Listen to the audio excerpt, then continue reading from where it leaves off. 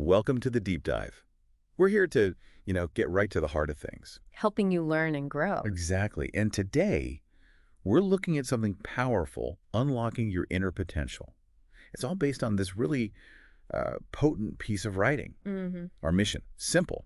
We want to pull out the key insights on tapping into that inherent strength, finding that purpose. Yeah, and what jumps out right away is this rejection of being average. The text just states it.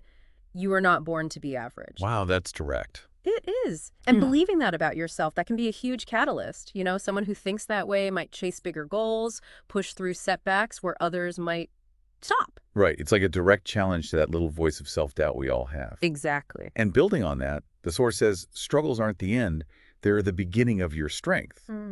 Okay, but how do we actually do that? How do we see obstacles as stepping stones, failures as lessons? Well, it really comes down to mindset, doesn't it? It's a shift. Instead of seeing a setback as like final proof you can't do something.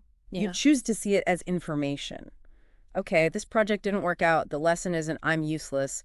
It's what did I learn? What can I adjust for next time?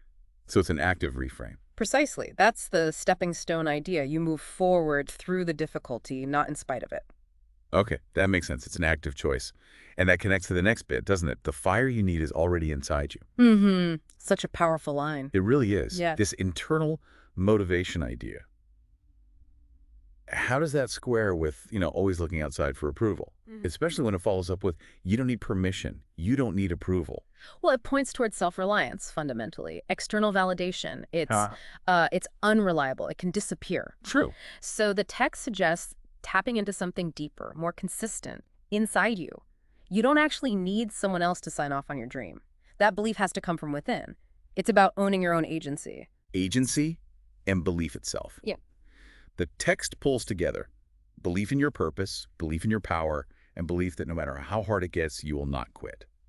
Why link those three specifically? Why is that presented as so essential? The synergy there is crucial. Think about it. Belief in purpose gives you the why, the direction. Okay. Belief in your power gives you the confidence, the I can, Right. and the belief you won't quit. That's pure resilience. That's what gets you through the inevitable tough times. Right, because it will get tough. Absolutely. Without all three working together, that sustained effort, it's just much, much harder to maintain. The writing also gives these really strong commands almost. Rise with courage, speak with purpose, walk with confidence, live like your life matters. They aren't just nice words. No, they're not passive at all. So what's their impact? And maybe more importantly, how can you, listening now, actually put these into practice day to day? I think their impact is in how direct they are. They take these big ideas and make them, actionable behaviors. Well, rise with courage might just mean making that difficult phone call you've been avoiding. Speak with purpose. Could be about clearly stating your idea in a meeting, even if your voice shakes a little. So small, concrete actions. Yes, they're active choices you can literally make today. And then there's that incredibly direct affirmation. If no one told you today, you matter. Your voice matters. Your dream matters. That hits hard.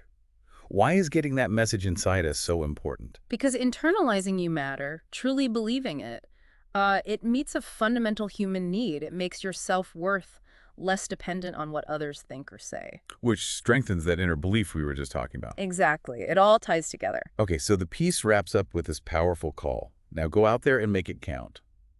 After everything we've unpacked, what does that really mean to make it count? I think make it count means actively choosing to live in line with that purpose we talked about.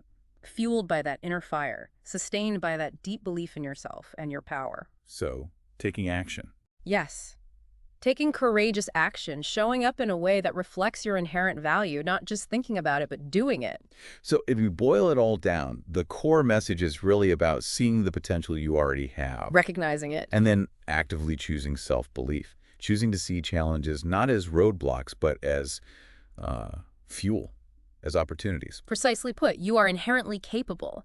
The key is unlocking that, and it starts in your own mind with your own belief. A really powerful foundation. Okay, on that note, here's something for you to think about. Consider one area, just one, where maybe you're underestimating yourself right now. What's one small, maybe slightly scary, but courageous step you could take today based on these ideas to really start making it count? Something to ponder. Thanks for diving deep with us.